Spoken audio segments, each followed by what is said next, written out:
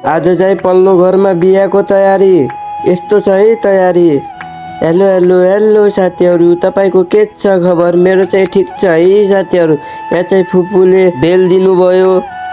आज चाहिँ बुवा चाँडै नै आउनुभयो, किनभने आज चाहिँ पल्लो घरमा बिहाको तयारी गर्नु छ, त्यसैले चाँडै नै आउनुभयो।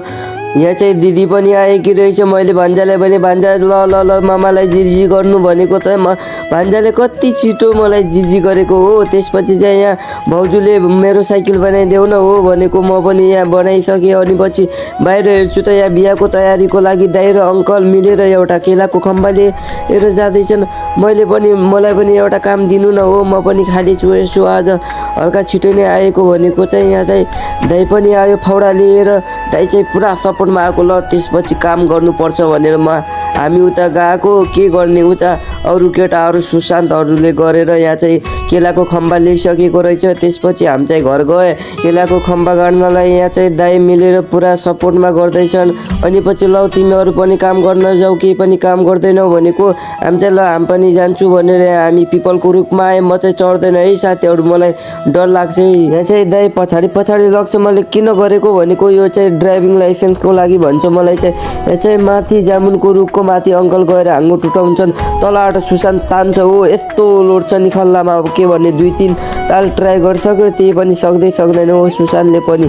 त्यसपछि चाहिँ हामीहरू यहाँ आएको चाहिँ यहाँ चाहिँ अहिले खम्बा गाडेर बुवा अङ्कलहरू गरेर यसो यो परालको डिजाइन बनाउँदै थिए। डिजाइन पनि यस्तो बवाल हुन्छ नि साथीहरू, तपाईँहरूलाई म भोलि नै देखाउने छु।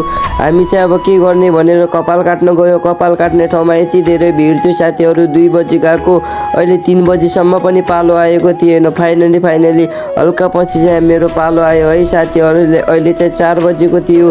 त्यसपछि चाहिँ मेरो लुक्स हेर्नु है साथीहरू, दामी छ कि कस्तो छ सबैले भनिदिनु होला है। अचानक हामीहरू त्यसपछि 4 बजी घर गएको त हेर्नु होला, यति राम्रो बनाएको है। यति छिटो, हुन त हामीहरू 1 बजी गएको साथीहरू, यति छिटो नै बिहेको तयारी भइसकेको रहेछ। म चाहिँ दकुरी यहाँ टेन्टकोमा गएको। कुर्सीहरू चाहिँ अहिले चाहिँ एउटै ठाउँमा राखेको रहेछ, अरू चाहिँ टेन्ट यस्तो बबाल नै थियो साथीहरू। त्यसपछि चाहिँ म घरको यहाँ माथितिर आइपुगेँ। माथितिर यहाँ किन आएको होला भनेको चाहिँ मलाई चाहिँ पतङ्गा लगाए यहाँ चाहिँ टङ्गा भनेर म चाहिँ माथि आएर हेरेको। यस्तो राम्रो लुक्स थियो। तल चाहिँ यहाँ पिठो बनाउने कार्यक्रम हुँदै थियो। अहिले चाहिँ यहाँ दाइ स्कुलबाट पनि आइहाल्यो। दाइहरू यहाँ केटाहरू पनि पुरा फुलमा थिए। हामी चाहिँ अहिले यहाँ पिपल चौरातिर घुम्न जाने यस्तो अघिबाट काम गरेको। अहिले चाहिँ भाइ पनि स्कुलबाट आयो अनि पिपल चौरातिर घुम्न गयो। ट्याक्कै यहाँ आयुषलाई भेट्यो है। आयुष चाहिँ यहाँ चाउचाउ एक्लै खाँदै रहेछ।